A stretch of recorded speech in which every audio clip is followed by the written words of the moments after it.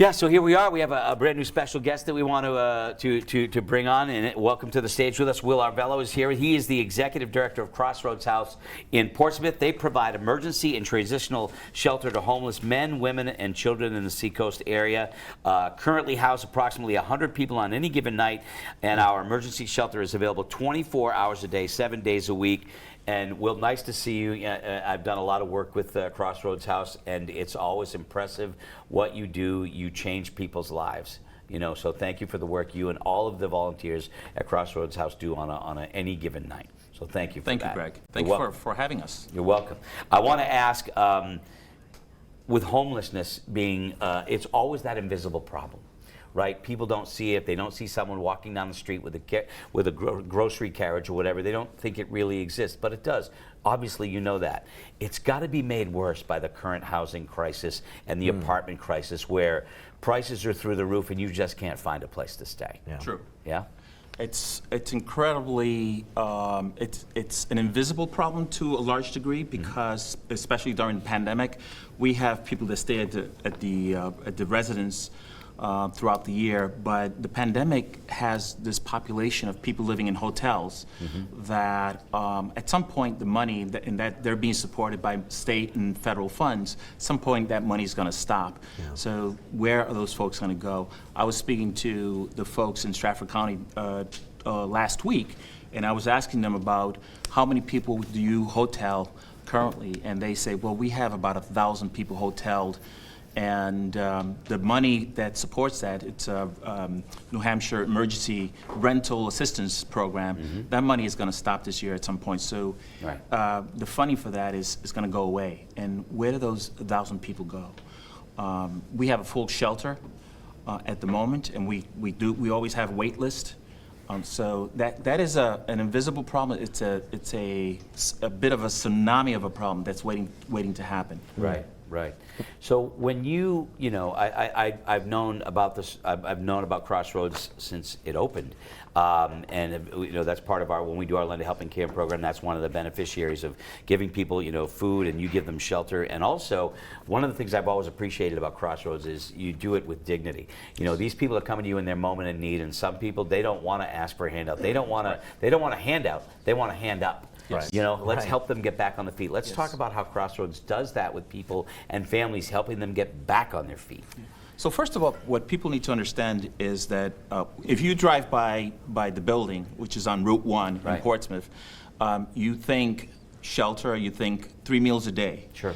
But we're much more than that. Sure. 70% of the work gets done once you enter the shelter. We have a staff where we triage, we welcome you to the residence. If you're a family or you're an individual, we treat you, as you said, with respect and dignity. We put you up for whether it's one night or 365 days of the year. And because of the housing crunch, we have a lot of people that stay with us beyond a year, sometimes up to 2 years. And that's a huge problem because that keeps other people from entering the shelter. But what we do is, as you said, we give them the basics, make sure that they're safe, that they're welcome, that they get the services that they need in order to get back on the path to permanent housing. Sure. And that is, for us, that's what it is. The end game is, how do we get people back into permanent housing? We have a staff of case managers that are assigned to each person that comes into the shelter. That case manager will work with them throughout the process to make sure that they have the proper documentation, that we're working to identify landlords that provide housing and that they're willing to work with these individuals and these families. And that's a little bit tricky because you have to find the right landlord situation. Sure. Not every landlord will want to work with a homeless family or a homeless individual. Yeah. So it takes a special person to do that. But the thing that people need to understand that I think in most people's minds they have a certain profile of what a homeless person is or a homeless family. And if you come into our shelter, you will see the gamut of diversity that you see in the community. So our oldest resident right now is 82 years old. She was homeless for 2 years, living in a car before she came to us. And then we have babies. So, and right now we're housing 3 generations of one family. So it's very diverse. Yeah, right. And we have people that come to the shelter that are homeless, but they go to work every day. Right. And then we have people who are really struggling. One of the things that we're seeing right now is a lot of elderly people coming to us with a lot of underlying health issues. They're getting kicked out of their housing because they are on low income, and their houses are being sold out from under them. Right. And so they can't afford any of the rent in New Hampshire. So what are looking at this in sort of like 2 time frames, what are some of Crossroads House immediate needs that we can help fill? And what are some of the bigger picture community involvement partnership type needs that you feel need to come to bear in order to resolve some of these challenges that are ongoing?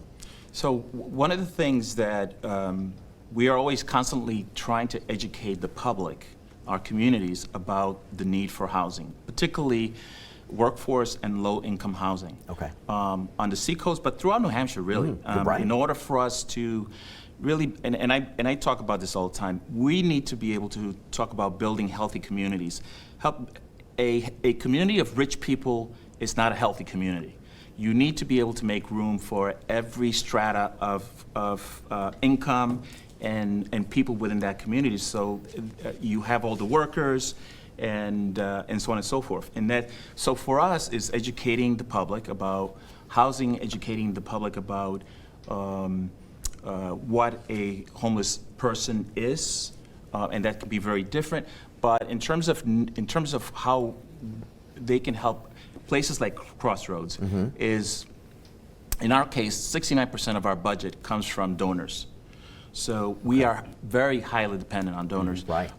And we're a service-intensive organization. So we do a lot of triaging, a lot of case management, and a lot of feeding, both babies and adults. And so the best way that people can support us is through donations. Right.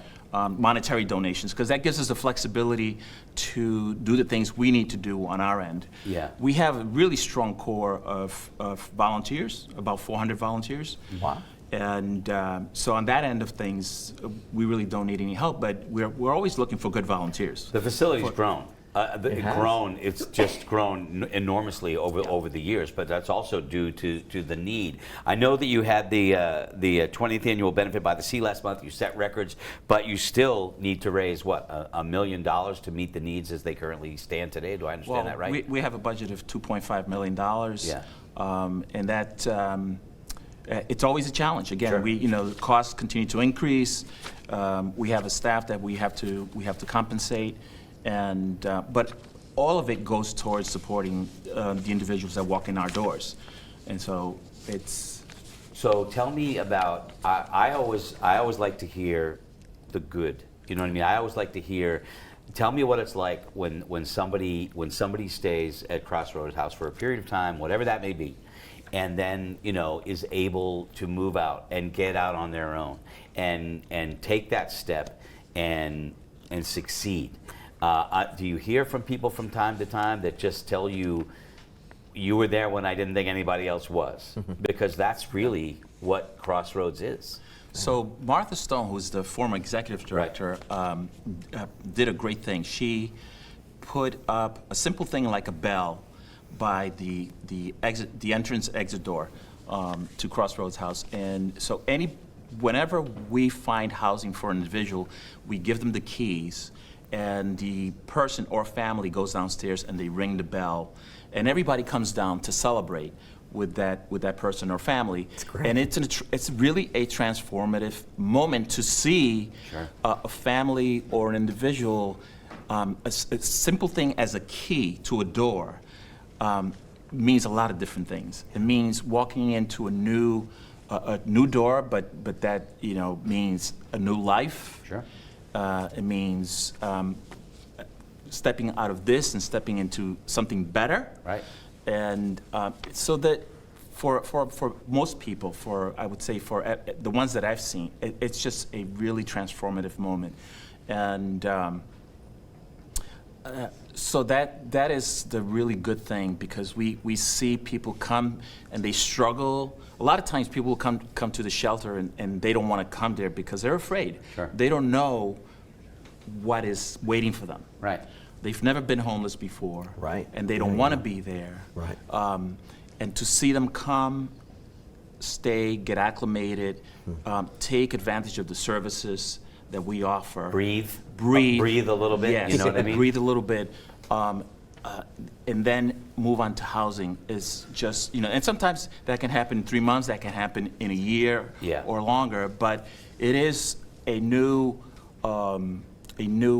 opportunity to kind of start life all over again, in a sense. Yeah, and I've heard there's this saying, and I don't know if it's technically 100% accurate, but I know that I've heard from many people that they feel that it's true, that people that go to work every day, that you see that go to work every day, are sometimes those people that have to go to a food pantry for food, or yet they're working, even though they're working every single day, they're 1 to 2 paychecks away from being homeless. Right. Because they're living on the edge. Yes. Right? To have a place to go to, and I've said this for many, many years, to have a resource like a place like Crossroads is a gift.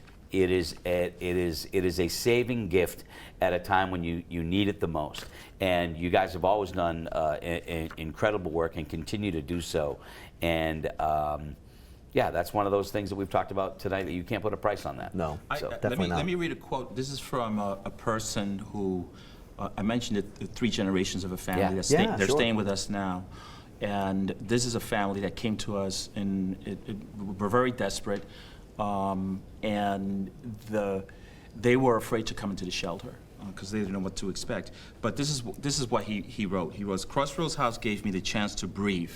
You said it. To get my head together, to recollect myself. The resources that are here are unbelievable. I would go as far as to say life-saving. And that is, he put it very succinctly. Sure. Yeah. And it's right to the point. And that's what we're about. Is we're about saving lives, really, in many cases, and about giving people that entry into a new life once they can.